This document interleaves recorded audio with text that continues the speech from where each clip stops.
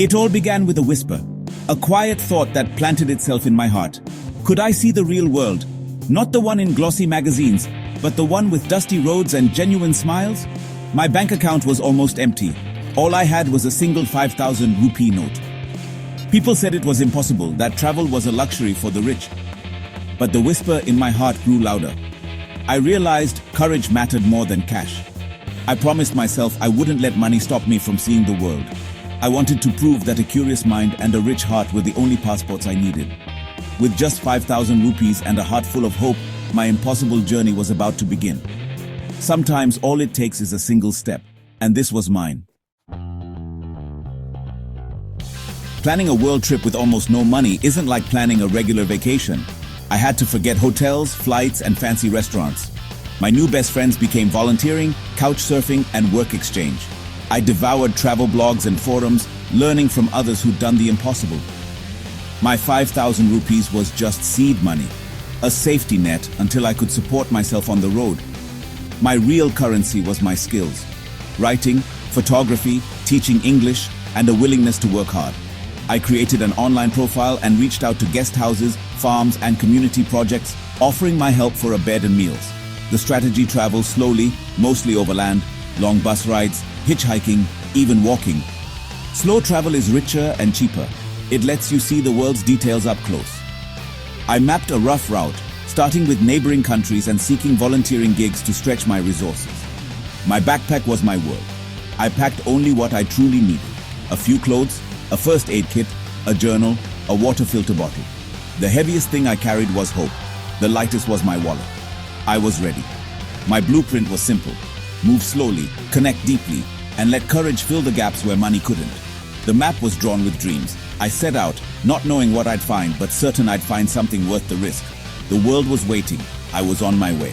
Sometimes the best plans are the ones that leave room for the unknown. And that was my plan: to trust the journey. The day I left home, I was terrified and thrilled. My family worried. My friends called me crazy. At the bus station, doubt hit me hard. But as the city faded, I felt free. My first stop, a small village in Nepal, teaching English at a local school. The bus ride was long and bumpy, meals were simple, but life was beautiful. I lived with a local family. No hot water, sporadic electricity, but endless warmth. The children's laughter was my reward. Evenings were spent sharing stories and learning to cook Nepali food. I wasn't a tourist. I was part of their community. This was the travel I dreamed of: deep, meaningful, and nearly free.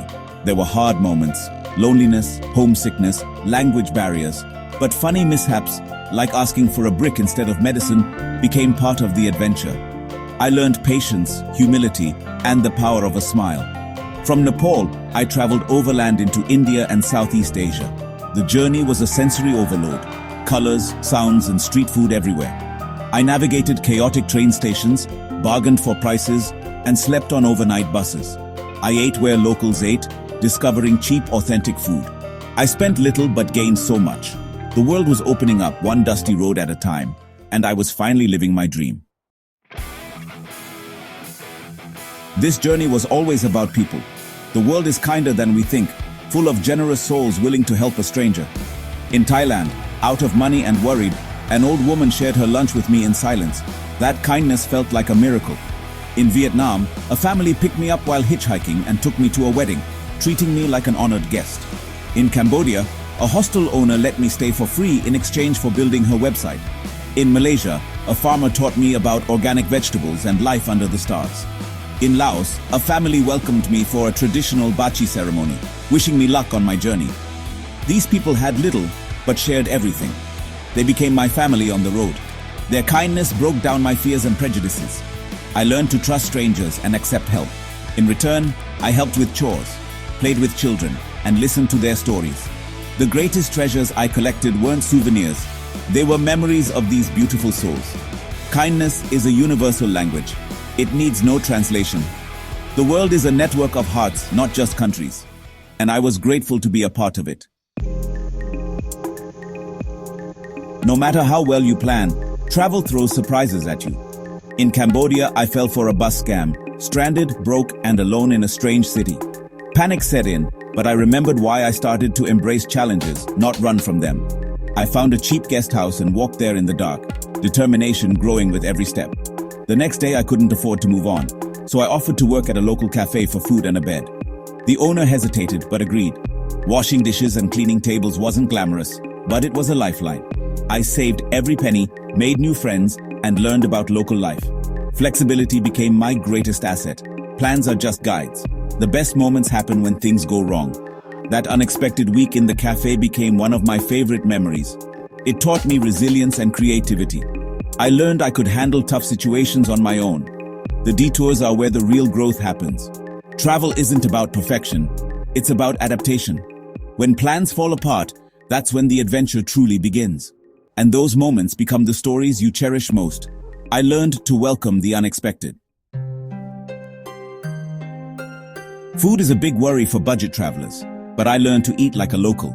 I skipped tourist restaurants and headed for street food stalls and markets.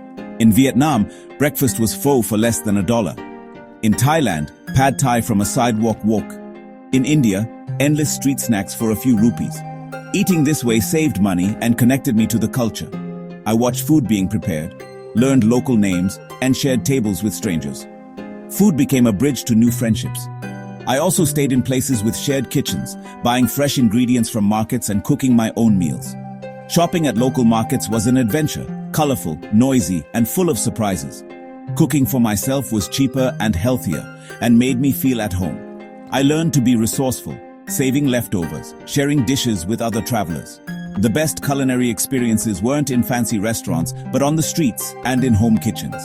The true taste of a place is simple, honest, and full of heart. Food is more than sustenance, it's a story. And every meal was a new chapter in my journey.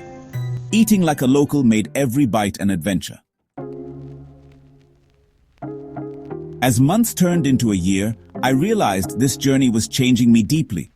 I learned happiness isn't tied to possessions. I needed little to be truly free. Experiences, not things, became my wealth. Courage wasn't the absence of fear, but moving forward despite it. Every challenge made me stronger and more confident. I discovered my own resilience. I also recognized my privilege as a traveler. Many people never get this chance. This made me grateful and more mindful of my impact. The world became my classroom, and everyone I met was a teacher. Children in Nepal taught me joy.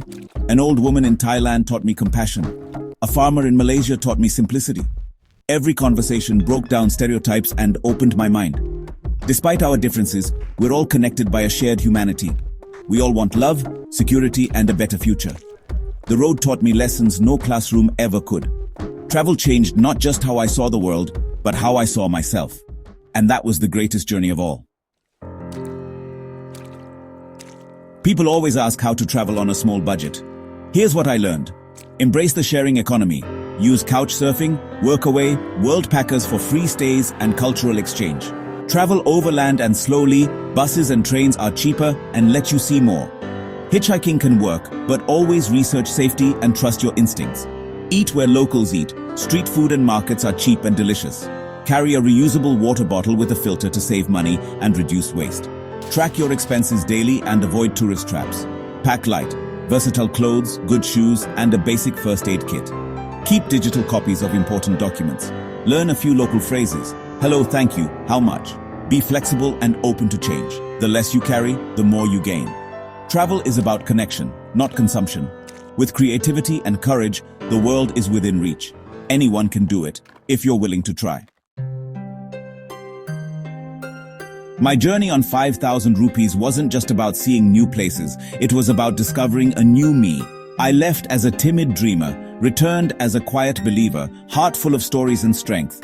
The biggest adventures happen inside us, from fear to courage, from ignorance to understanding. Travel taught me the world is kind, not dangerous. My small budget was a blessing. It forced me to connect, to trust, to see the world's true heart. To all dreamers with small pockets, don't be afraid. Don't let anyone tell you your dreams are impossible. The world is waiting for you. You don't need a lot of money, just courage, curiosity, and a willingness to step out of your comfort zone. Start small. Explore your own country. Volunteer for a weekend. Take that first step. The journey of 1,000 miles begins with a single, brave step. Believe in yourself. If my story inspired you, support and share it. Let's build a community of dreamers. The best journeys are measured in friends, not miles or money. Thank you for being part of my story. Now go write your own. The world is ready for you. Adventure is calling. Will you answer?